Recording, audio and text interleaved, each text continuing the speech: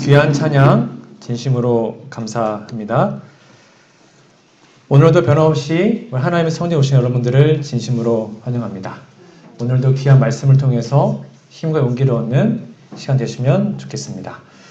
오늘 함께 나눌 말씀의 제목은 하늘에서 가장 유명한 사람, 하늘에서 가장 유명한 사람이라는 제목으로 하나님의 말씀을 대언하겠습니다. 여러분 열왕기하 6장 24절부터 7장 20절에 있는 말씀을 좀 찾아주시면 좋겠습니다. 열왕기하 6장과 7장을 좀 보시면 좋겠고요. 성경 본문이 긴 관계로 다 읽지는 않고 제가 중요한 본문만 좀 읽어드리겠습니다. 열왕기하 7장 9절 말씀을 우리 짧은 구절이니까 좀 함께 읽어보겠습니다. 시작. 문둥이가 서로 말하되 우리의 소위가 선치 못하도다. 오늘날은 아름다운 소식이 있는 날이오늘 우리가 잠잠하고 있도다. 만일 밝은 아침까지 기다리면 벌이 우리에게 미칠지니 이제 떠나 왕궁에 가서 고하자 하고. 옛말에 이런 말이 있습니다. 제가 한문은 잘 모르지만 우리 어린이들 좀 한번 읽을 줄 알아요? 호사유피 인사유명. 네, 한문은 모르고서 밑에 한글로 써왔습니다.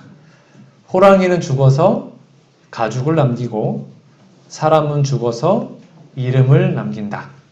그러니까 사람이 죽어서 남기는 게 이름밖에 없기 때문에 명예롭게 이 세상에서 정말 유명한 사람으로 살아야 된다라는 뜻으로 우리는 이해하고 있습니다. 그래서 이제 많은 사람들이 한 번 사는 인생, 이왕이면 성공해서 자신의 이름을 좀 세상에 좀 유명하게 좀 그렇게 하고 싶어 합니다. 만약에 우리가 오늘날 죽는다면 저와 여러분들의 이름은 이 세상에 어떻게 기록이 될까요? 우리가 아무리 유명한 사람이 된다 해도 결국 사람들에게 잊혀집니다. 그렇죠? 결국 잊혀집니다. 아무리 유명한 사람도 결국 잊혀집니다. 그리고 결국 이 세상은 없어지게 될 것이거든요. 예수님이 재림하시면 이 세상은 없어집니다. 그렇다면 이 세상이 아니라 하늘나라에서 가장 유명한 사람은 누구일까요? 우리가 하늘에서 유명한 사람이 되려면 우리는 어떠한 삶을 살아야 할까요? 오늘은 여러분들이 세상이 아니라 하늘에서 유명한 사람이 될 수 있는 방법을 좀 함께 나누고자 합니다. 오늘 본문 말씀을 잠깐 설명해 드리면 엘리사 아시죠? 엘리사라는 선지자의 도움으로 아람 군대를 전쟁하지도 않고 북방 이스라엘이 본국으로 돌려보낸 후에 한동안 태평성대가 왔습니다. 편안했습니다. 그러나 얼마 후에 아주 강경한 왕이었던 하사엘이라는 아람 왕이 다시 한번 북방 이스라엘 수도였던 사마리아를 포위하게 됩니다. 그럼 옛날에는 전쟁을 할 때 성을 감쌌잖아요. 그래서 그냥 굶겨 죽였습니다. 그것도 하나의 전쟁의 방법이었지 않습니까? 그러니까 아람 군대가 계속 성을 포위하고 있으니까 식량이 점점 고갈됩니다. 시간이 지날수록. 그래서 그 사마리아 성의 물가가 정말 터무니없어로 계속 치솟게 됩니다. 나중에는 먹을 게 없으니까 사람을 잡아먹는, 자녀를 삶아서 먹는 그런 일이 일어나게 됩니다. 열왕기하 6장에 보면 이렇게 기록이 되어 있습니다. 또 가로되 무슨 일이냐? 여인이 대답하되 이 여인이 내게 이르기를. 그러면 이게 그냥 상상이 되십니까? 내 아들을 내라. 우리가 오늘날 먹고 아들을 먹은 거예요. 내일은 내 아들을 먹자 하매 우리가 드디어 내 아들을 삶아 먹었더니 이튿날에 내가 이르러 내 아들을 이제 내라. 우리가 먹으리라 하나 저가 그 아들을 숨겼나이다. 그러니까 이게 먹을 게 없으니까 서로 얘기하는 겁니다. 오늘은 내 아들 삶아 먹고 내일은 네 아들 삶아 먹자. 뭐 이런 일들이 그 성 안에서 이루어진 것입니다. 이렇게 기근, 그 다음에 식량의 고갈, 이런 것 때문에 공포에 떨고 있을 때 그 이스라엘 왕에게 엘리사가 옵니다. 그리고 이렇게 얘기합니다. 내일 하나님이 구원하실 겁니다. 왜냐하면 아직 하나님의 종인 엘리사가 그 성 안에 있었기 때문에 그 사마리아 성은 아직까지는 희망이 있었던 것입니다. 그리고 정말로 엘리사의 예언대로 그 다음날 그 사마리아 성이 구원을 받게 됩니다. 왜냐하면 하나님이 기적적으로 역사하셔서 아람 군대의 포위를 뚫게 하시고 그 군대가 도망가게 했거든요. 열왕기하 7장에 보면 이렇게 기록되어 있습니다. 이는 주께서 아람 군대로 병거 소리와 말소리와 큰 군대 소리를 듣게 하셨으므로, 그러니까 사마리아 성을 포위하고 있는데 하나님이 역사하셔가지고 아람 군인들이 막 당황해가지고 도망간 것입니다. 아람 사람이 서로 말하기를 이스라엘 왕이 우리를 치려하여 햇사람의 왕들과 애굽 왕들에게 값을 주고 저희로 우리에게 오게 하였다 하고, 그 다음이 중요합니다. 황혼에 일어나, 요 단어를 좀 기억해 주세요. 황혼에 일어나서 도망을 합니다. 장막과 말과 나귀 모든 걸 다 버리고 그냥 몸만 나가서 도망을 하게 됩니다.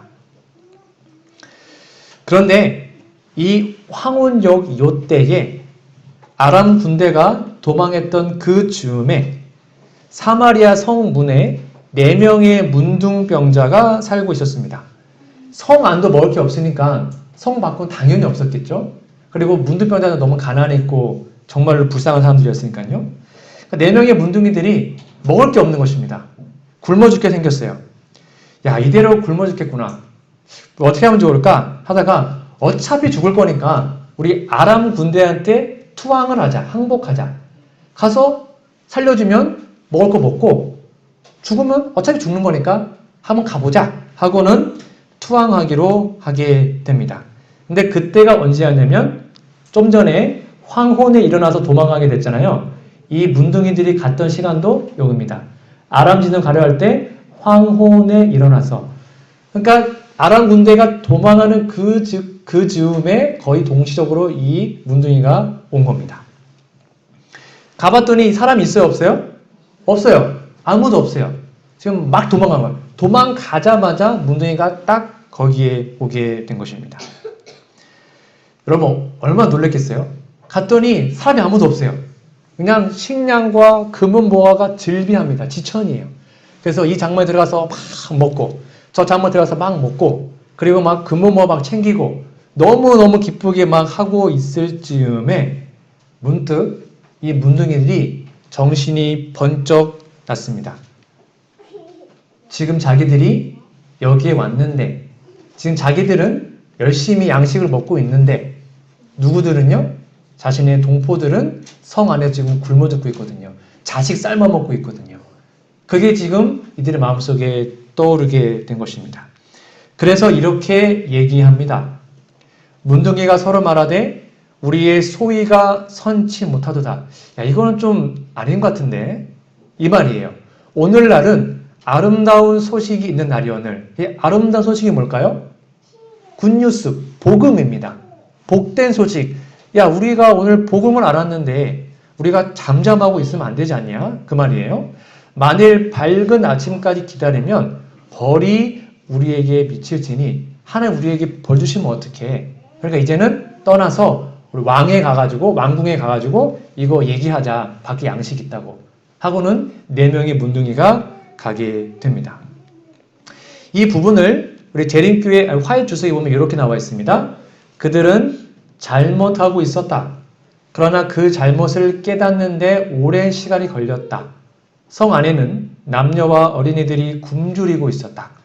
그러나 이 문둥이들은 이때 오직 자기들에만 신경을 쓰고 있었다. 풍부한 음식들을 지척에 두고 동족들을 죽게 내버려 둠으로써 이 문둥이들은 죽은 자들의 피가 저들의 움켜쥐는 손에 저들의 탐욕스러운 마음에 미치게 할 것이었다. 그 다음에 중요한데요. 문둥이들은 마침내 그들의 행운에 대한 책임을 느끼기 시작하였다. 그러니까 먼저 본인이 봤을 뿐이지 그 문둥이가 잘나서 그걸 얻은 게 아니잖아요. 그건 행운이었습니다.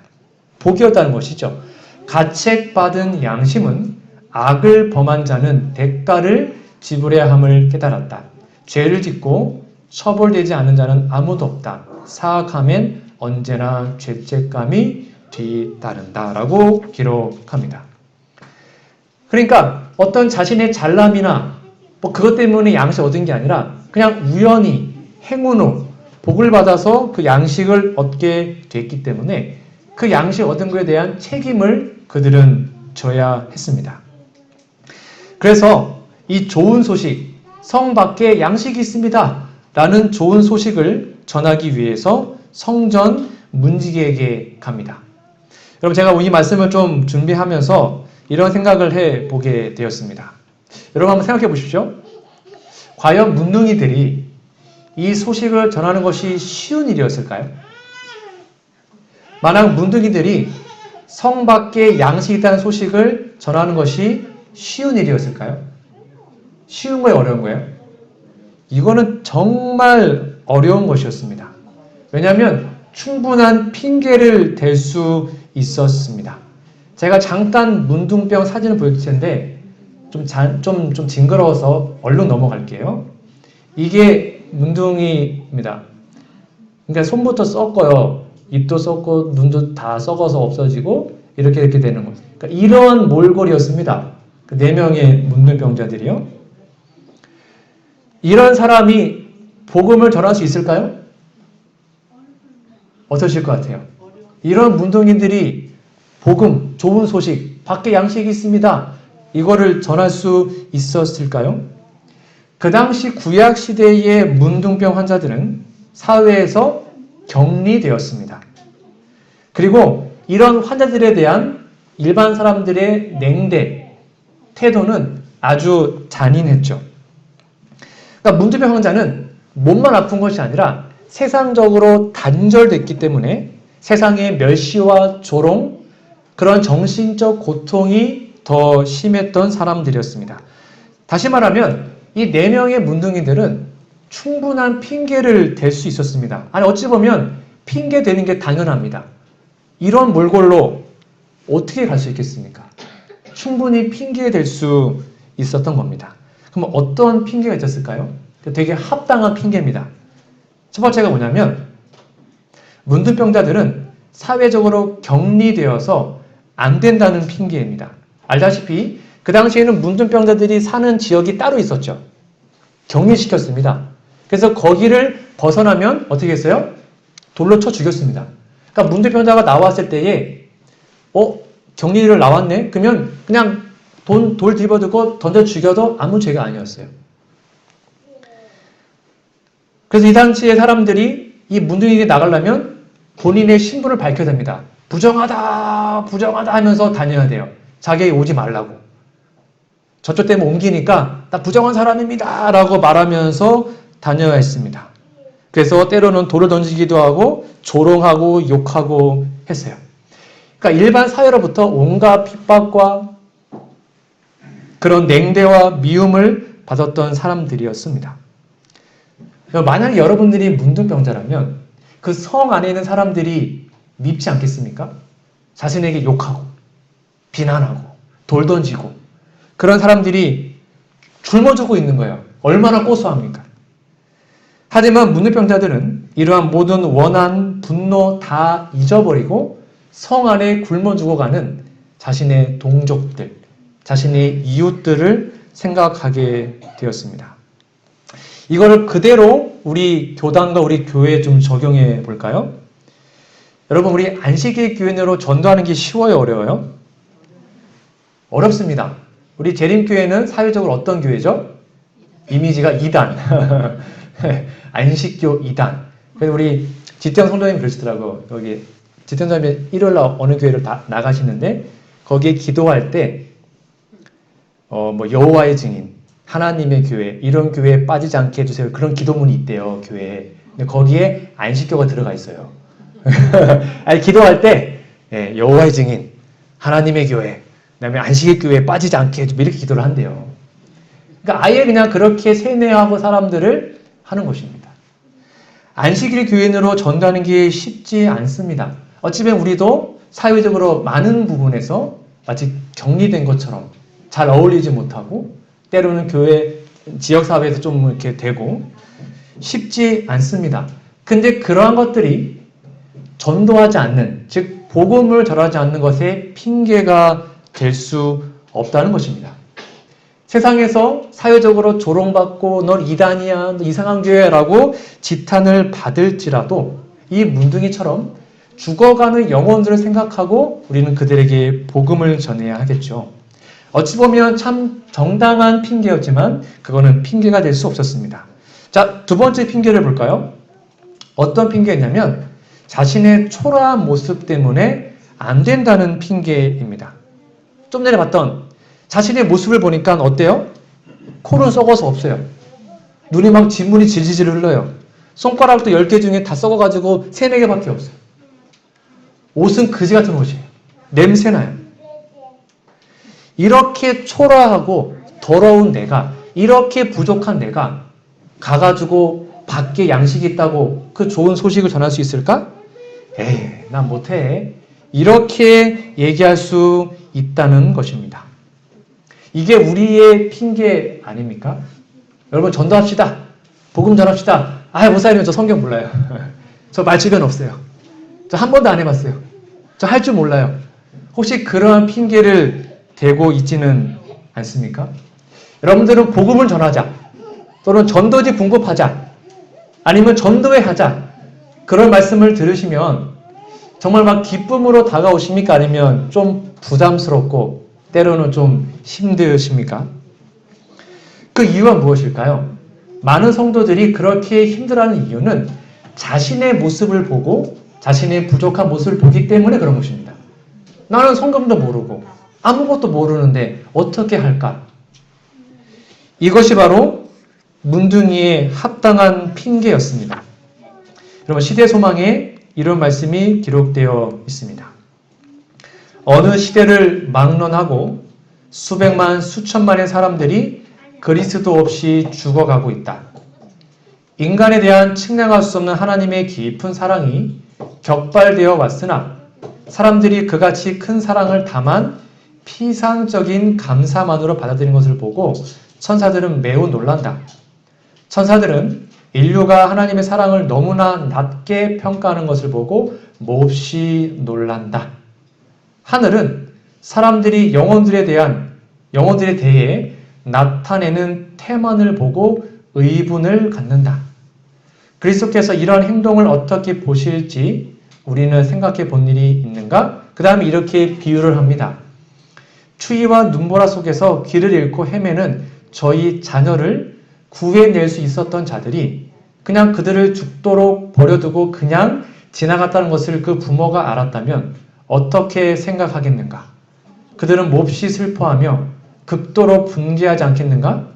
그들은 자식에 대한 뜨거운 눈물과 비길 데 없는 사랑만큼이나 격렬한 분노로 그 살인자들을 고발하지 않겠는가? 모든 사람이 당하는 고통은 하나님의 자녀들의 고통이며 죽어가는 저희 동료들에게 도움의 손길을 뻗치지 않는 자들은 하나님의 의분을 일으킨다. 또는 의분을 격발시킨다. 어젠가 엊그저께인가 세월호 7주년이 되었죠. 우리가 그 세월호 참사를 보면서 참 마음이 아팠습니다. 왜 아팠냐면 살릴 수 있었거든요. 근데 선장이 어떻게 했어요? 쥐만 살겠다고 말도 안 하고 혼자 도망갔죠. 그것 때문에 수많은 학생들이 죽은 것입니다. 살릴 수 있었습니다. 근데 그 책임을 다하지 않았기 때문에 죽은 것이죠. 지금 세상에 복음이 없어서 죽어가는 영혼들이 많이 있습니다. 근데 그 영혼들이 그냥 남이 아니라 우리의 진짜 가족이라면 어떻게 하시겠습니까? 비록 내 자신이 초라하고 부족할지라도 그 복음을 전해야 하는 것이죠. 그것은 핑계가 될 수 없는 것입니다. 세 번째 핑계를 좀 볼까요? 이들은 어떤 핑계를 할 수 있었을까요? 왕이 과연 자신들을 믿어줄까 하는 핑계입니다. 여러분 한번 상상해 보십시오. 지금 성 안에 굶주려 있습니다. 이 왕의 기분이 좋을까요? 아니면 신기가 불편할까요? 당연히 불편하겠죠. 신경이 날카롭겠죠. 그런데 갑자기 짜증나고 신경이 날카로운데 한 거지 같은 4명의 문둥이 와가지고 이러는 거예요. 왕이시여, 밖에 양식이 되게 많아요. 그럼 왕이 믿어줄까요? 안 믿어줄까요? 당연히 안 믿죠. 무슨 헛소리야 하고 그 자리에서 죽을 수도 있어요. 그러니까 날 믿어줄까? 라고 말하는 건 충분한 합당한 핑계죠. 그러니까 4명의 문둥이들은 자신의 목숨을 걸고 간 것입니다. 여기에서 우리가 또 하나 잊지 말아야 할 교훈이 있습니다. 무슨 말이냐면 우리는 그들이 믿어줄지 안 믿어줄지 상관하지 않아도 됩니다. 우리가 할 일은 그냥 전하는 것입니다. 전하지 않으면 책임은 우리한테 있습니다. 근데 전하면 이제 그 책임은 누구한테 있어요? 그 사람한테 있는 것입니다. 받든지 안 받든지 내 책임이 아니에요. 나는 그들에게 복음을 전했으니까. 그래서 성경은 우리에게 이렇게 말하고 있는 것이죠. 함께 좀 읽어보겠습니다. 너는 말씀을 시작. 너는 말씀을 전파하라. 때를 얻든지 못 얻든지 항상 힘쓰라. 제가 설명드렸죠? 코로나가 있건 없건 그거 상관없습니다. 때를 얻든지 못 얻든지 상관없습니다. 우리가 할 일은 단순히 복음을 전하는 것입니다. 그리고 그 복음을 전했을 때에 그 책임은 하나님과 그 영혼에게 있는 것입니다. 믿든지 말든지 그거는 우리 책임이 아니에요. 근데 우리가 전하지 않고 이러한 핑계도 부족해요. 전 시간이 없어요. 저는 못해요. 라는 핑계를 우리가 전하지 않으면 그 피값은 바로 우리가 당할 수밖에 없는 것입니다. 지금까지 우리는 4명의 문둥이들의 핑계를 살펴보았습니다. 어때 핑계가 합당합니까? 합당한 핑계입니다. 어찌 보면 당연한 핑계예요. 부족하죠. 말주면이 없죠. 사회적으로 격리됐죠. 당연한 핑계였습니다. 그러나 이러한 핑계였음에도 불구하고 그들이 밖에 양식이 있다는 그 복음을 전하지 않았다면 어떻게 됐을까? 이렇게 써 있죠. 만약 우리가 잠잠히 있다면 뭐가요? 벌이 우리에게 미칠 거다. 우리가 말하지 않으므로 누군가가 죽어간다면 그 죽음의 책임은 바로 우리한테 있다는 것입니다. 왜냐하면 전하지 않으므로 성 안에 있는 많은 사람들이 굶어 죽을 수도 있기 때문이죠. 여러분, 전도하는 게 참 어렵죠? 어렵습니다. 쉽지 않습니다. 그런데 우리가 전도라는 개념을 좀 오해해서 그렇습니다. 여러분, 전도는 그 사람을 데리고 교회에 데리고 와서 침례까지 주고 그것도 물론 전도이지만 진짜 전도는 도를 그냥 전하시면 됩니다. 전도에는 실패가 없습니다. 그냥 복음을 전하면 그걸로 족한 것입니다. 그 책임은 하나님이 지십니다. 이 개념을 이해하셔야 됩니다. 그래서 제가 한번 설명드렸죠? 여러분이 나가서 복음을 전했는데 누가 반응을 안 해요. 그럼 그 사람은 아직 준비가 안 된 거예요. 여러분이 어떤 부족해서 그런 것이 아니라 아직 준비가 덜 된 것입니다. 그러니까 그때는 나는 이미 전했기 때문에 하나님께 맡기면 그걸로 족한 것입니다. 만약 우리 재림 성도들이 전 여러분 다 하늘 가기를 원합니다. 만약 우리들이 하늘에 가지 못했다면 우리는 왜 하늘에 가지 못했을까? 만약에 못 간다면 우리는 살인죄나 간음죄 아니면 술이나 담배 이런 것 때문에 하늘에 못 가는 사람은 없을 것입니다. 만약 우리 하늘에 못 간다면 그거는 바로 아까 말씀처럼 전도하지 않았음에 우리가 이 귀한 복음을 이 행운을 우리가 남은 자손으로 이 귀한 진리를 먼저 받았음에도 불구하고 그것을 전하지 않았기 때문에 하나님께로 죄를 받을 수 있다는 것입니다. 여러분, 우리 하늘에 가면 우리의 면류관에 별이 있다 그러죠? 들어보셨나요? 그러면 하늘 면류관에 별이 하나도 없는 사람이 있을까요? 없을까요? 없어요. 만약에 여러분들이 하늘에 간다면 여러분은 면류관을 받습니다. 그 면류관에는 반드시 하나 이상의 별이 있다고 나와 있습니다. 즉 우리를 통해서 구원받는 사람들이 반드시 있다는 것이죠. 자, 좀 읽어드릴게요. 우리는 가장 별이 많은 무거운 면류관을 얻기 위해 힘쓰라는 권고를 받았으므로 예수의 힘으로 그것을 얻도록 노력하자. 지혜 있는 자는 궁창의 빛과 같이 빛날 것이요 많은 사람을 옳은 대로 돌아오게 한 자는 별과 같이 영원토록 비치리라. 그 다음이 중요합니다. 한 영혼을 죄에서 구원하여 그리스도의 깃발 아래로 데려올 때 하늘에는 기쁨이 있고 그대의 기쁨이 뭐가 달린대요? 별이 달릴 것이다. 그 다음이 중요합니다. 또 같이 읽어볼까요? 시작. 아무런 별이 없는 면류관을 가지고 하늘에서 구원받는 사람은 한 사람도 없을 것이다. 만일 여러분이 영광의 궁전에 들어가면 여러분의 도움으로 그곳에서 들어가는 길을 발견한 어떤 영혼이 거기에 있을 것이다. 그럼 우리가 구원을 받는다면, 우리가 하늘에 간다면 반드시 우리가 전도해서 구원받는 영혼이 최소한 한 명 이상은 거기 있다는 것입니다. 여러분, 그러니까 우리가 전하지 않으므로 다른 사람들이 영적으로 굶어 죽을 수 있다는 사실을 기억하시고, 그보다 더 중요한 문둥병자들이 이 좋은 소식을 그 성 안에 전함으로 이 문둥이들은 그 성에서 가장 유명한 사람이 되었음을 여러분 기억하시면 좋겠습니다. 제가 한 실화를 바탕으로 한 영상을 좀 하나 보여드리도록 하겠습니다.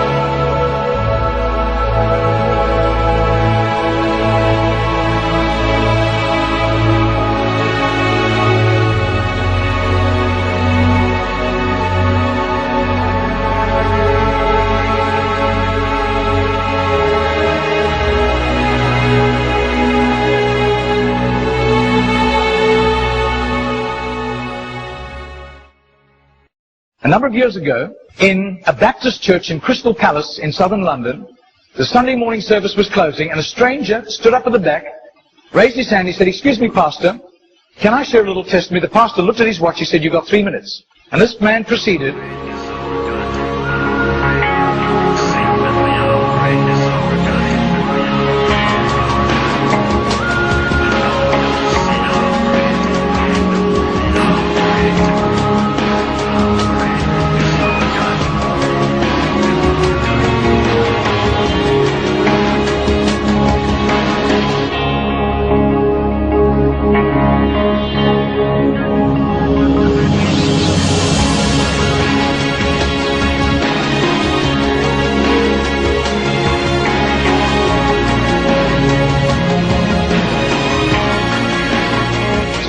Now this London preacher flew back to the UK and was speaking at the Keswick Convention in the Lake District. And he threw in these 3 testimonies. At the close of his teaching session, 4 elderly pastors came up and said, "We got saved between 25 and 35 years ago, respectively, through that little man on George Street giving us a tract and asking us that question."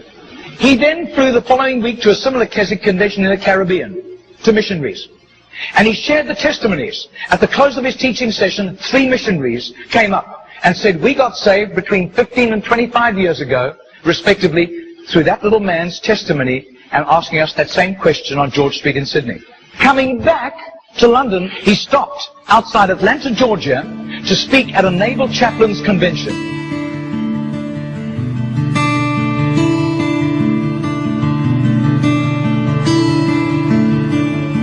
6 months later, flew to do a convention for 5,000 Indian missionaries in a remote corner of northeastern India.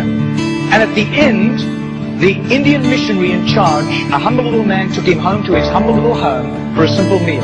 And he said, "How did you, as a Hindu, come to Christ?" He said, "One bout of diplomatic service took me to Sydney. And I was doing some last-minute shopping laden with parcels of toys and clothing for my children, walking down George Street. And this courteous little white-haired man stepped down in front of me, offered me a pamphlet, and said, 'Excuse me, sir, Are you saved? If you die tonight, are you going to heaven? The splendor of the King, clothed in majesty. I do. His name is Mr. Genord, but I don't think he does it anymore. He's too frail and elderly. Joys, he wraps himself in light, and darkness rise too high, and trembles at his voice, trembles at his voice. How great is our God? Sing with me, how great is our God? And all will see how great is our Margarita did a little count. That's 146,100 people. That simple little nobody except a little group of Baptists in southern Sydney knew about Mr. Genord. But I'll tell you, his name was famous in heaven.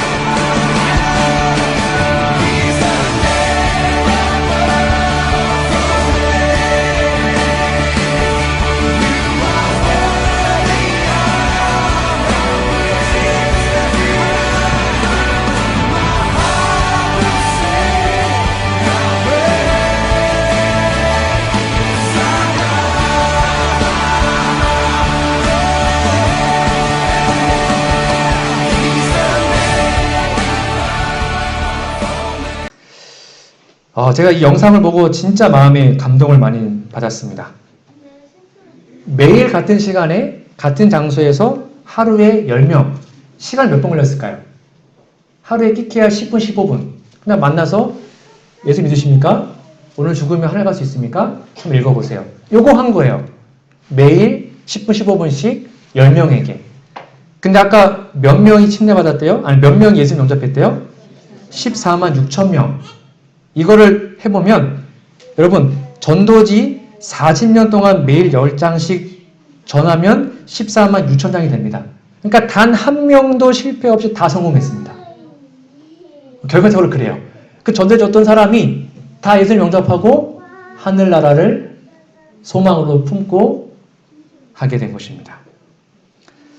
여러분 이 사람은 자신이 직접 그 열매를 보지 못했습니다. 젊었을 때는. 이게 과연 효과가 있을까? 의문이 들었습니다. 그러나 하나님의 은혜를 받았기 때문에 그냥 단순하게 복음을 전하고 말이 못하니까 딱 두 마디 하고 두 마디 하고 전도지 주고 두 마디 하고 전도지 주고 그거밖에 안 했어요. 근데 그 충실한 그의 봉사에 하나님이 역사하셔서 10년 뒤에 15년 뒤에 20년 뒤에 수많은 영혼들을 하나님께 이끄는 역사가 일어나게 된 것입니다. 여러분 이제 우리가 해야 할 일은 무엇일까요? 두말할 것도 없이 정말로 죽어가는 불쌍한 영혼들에게 하나님의 귀한 복음을 전하는 것입니다. 말 못하면 그냥 전도지 분급하시면 됩니다. 그것도 못하면 여러분 카카오톡으로 좋은 말씀들을 전해주셔도 됩니다. 그것도 못하면 어떤 영혼을 위해서 간절히 시간을 정하시고 매일 내가 이 영혼은 매일 몇 분씩 기도하겠다. 그렇게 하셔도 됩니다. 우리가 초라하다고요? 우리가 할 말이 없다고요? 우리가 준비되지 않았다고요? 내가 부끄럽다고요? 시간이 없다고요? 여러분 그런 핑계 될 수 있을까요? 문둥이는 그러한 모든 핑계에도 불구하고 복음을 전했습니다. 그것이 그 문둥이가 하늘에서 가장 유명한 사람이 될 수 있었던 하나의 방법이었던 것입니다. 여러분 제가 아침에 하나씩 나눠드렸는데 이거 잠깐 좀 보실까요? 오늘 제가 시조 권장하는 날이어서 이 말씀을 준비했습니다. 여러분 시조 보내기 운동 혹시 못 받으신 분 계시면 손 들어주시면 뒤에서 좀 나눠주시면 감사하겠습니다. 여러분 여기 보면 영혼의 길잡이 못 받으신 분 계십니까? 다 나눠주시면 감사하겠습니다. 우리 시조와 가정과 건납, 헌납 운동을 우리 매년 교단적으로 진행하고 있습니다. 여기 보시면 시조와 가정 건강을 보낼 만한 사람들의 그러니까 대상들이 여기 나와 있습니다. 앞에 보시면 자신과 가족, 아니면 친척들, 뭐 동창들, 주변의 친구, 지인들, 사업상 거래 대상자, 아니면 선생님, 잘 아는 이웃, 관공서 근무하는 사람도 뭐 너무나 많습니다. 이렇게 다 하셔도 되고, 아니면 교회로 기증하셔서 이제 다음 주부터 저희가 문화센터를 하잖아요. 센터에 오시는 분들에게 저희가 직접 줄 수도 있습니다. 중요한 것은 여기 표준이 중요한 것이 아니고요. 몇 명 하는 것이 아니라 여러분 함부라도 상관없습니다. 1년 동안 한 명에게 전할 때 19,000원입니다. 우리가 맛있는 거 한 번만 안 먹으면 한 사람을 구원할 수 있습니다. 10부, 100부가 제가 중요한 것이 아니라 우리 모두가 최소한 한 부라도 다 같이 동참하는 그러한 좀 영월교회가 되었으면 좋겠습니다. 여기 신청서가 있는데요. 여러분 부담 갖지 마십시오. 10부, 15부 부담 갖지 마시고 여러분의 믿음, 또 여러분의 경제적 사정, 또 여러분의 또 자원하는 마음 하에서 원하는 만큼 눈치 보지 마시고 다 좀 동참해 주시면 좋겠고요. 여기에서 본인이 시조를 하겠다, 아니면 가정과 건강을 하겠다, 원하시는 거 하시면 되겠고, 누군가에 기증하겠다 해서 만약에 직접 보내실 거면 여기 뒤에 주소 쓰는 게 있습니다. 주소까지 직접 쓰셔서 저한테 내주시거나 아니면 이따가 내주셔도 되고요. 그게 힘들면 그냥 여기에다가 몇 부 맞아서 여기 보면 본인 구독 아니면 교회 선교종 기증, 그래서 교회에 기증하시면 교회로 오거든요. 그러면 교회 왔을 때에 문화센터 사람들에게 저희가 줄 수 있습니다. 뭐든 상관없습니다. 중요한 것은 여러분들이 자원하는 마음으로 좀 함께 동참해 주시면 좋을 것 같습니다. 꼭 오늘 안 주셔도 되고요. 오늘 힘드시면 뭐 다음 주나 그 다음 주라도 여러분 기도해 보시고 또 고민해 보셔서 많은 분들이 이 시조와 가정건강 사역에 동참해 주시면 좋겠습니다. 우리 마지막으로 제가 마태복음 24장 말씀만 정리하고 말씀을 정리하도록 하겠습니다. 마태복음 24장은 여러분 알다시피 재림장입니다. 재림장. 재림의 징조가 쭉 기록이 되어 있습니다. 여러분 재림의 징조를 쭉 설명하시다가 예수님은 이 재림장 뒷부분에 이상한 얘기를 하나 하셨습니다. 그게 뭐냐면 45절에 이렇게 나와 있습니다. 뭐 해가 어두워진다, 뭐 달이 뭐 지진이 난다, 기근이 있다, 징조가 쭉 설명되어 있다가 갑자기 주제가 바뀌면서 이렇게 나옵니다. 충성되고 지혜 있는 종이 되어 주인에게 그 집사람을 따라 맡아 때를 따라 양식을 나눠줄 자가 누구뇨? 아니 갑자기 여러분 재림 얘기하다가 그 재림을 준비하는 방법을 말하는 겁니다. 근데 이게 뭐냐면 때를 따라 뭘요? 양식을 나눌 자가 누구냐라고 물어봅니다. 그래서 말하기를 주인이 올 때에 그 종의 이렇게 하는 것을 보면 그 종이 뭐가 있겠대요? 복이, 성경에서 복이 뭐라 그랬어요? 복은 영생이라 그랬잖아요. 그러니까 재림을 준비하는 게 뭐냐?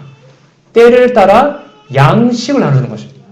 양식을 나눠주는 게 하나님의 귀한 복음을 나눠주는 것이 바로 재림을 준비하는 것이죠. 자, 그러면 이 양식은 무엇을 의미할까요? 잘 알다시피 예수께서 이르시되 내가 생명의 떡이니 내게 오는 자는 결코 줄이지 아니하겠다라고 합니다. 세상 사람들이 복음이 없어서 예수님이 없어서 죽어가고 있습니다. 그 사람들에게 우리가 부족하면 시조나 가건이나 아니면 전도지라든지 귀한 책자를 통하여서 전하시면 되는 것입니다. 그것이 바로 때를 따라 양식을 나누는 것이고 그렇게 때를 따라 양식을 나눠주는 것이 뭘 준비하는 거예요? 재림을 준비하는 것임을 여러분 꼭 기억하시면 좋겠습니다. 전도지 책자, 시조, 가건, 아니면 유튜브 전해기 이런 모든 것들을 통해서 이 시대에 충성되고 신실한 우리 모두가 되시기를 간절히 바랍니다. 여러분들이 이렇게 땀 흘리며 열심히 복음을 전했을 때 세상적으로는 모를 수 있어요, 사람들이. 그러나 누가 다 아시냐면 하나님은 여러분의 수고와 진심을 다 아십니다. 하나님은 여러분들이 하늘에서 가장 유명한 사람이 될 수 있도록 여러분들을 도와주실 것입니다. 그래서 다니엘서 12장 3절 이 말씀이 여러분의 삶에 꼭 적용되기를 간절히 바랍니다. 요거 읽고 마칠게요. 함께 읽어볼까요? 시작. 지혜 있는 자는 궁창의 빛과 같이 빛날 것이요 많은 사람을 옳은 대로 돌아오게 한 자는 별과 같이 영원토록 비치리라. 아멘. 하늘에서 영원토록 비치는 그 별과 같은 사람, 많은 사람을 옳은 대로 돌아오게 한 사람입니다. 하늘에서 가장 유명한 사람이 저와 우리 모두가 되기를 간절히 바라며 오늘 말씀을 마치도록 하겠습니다.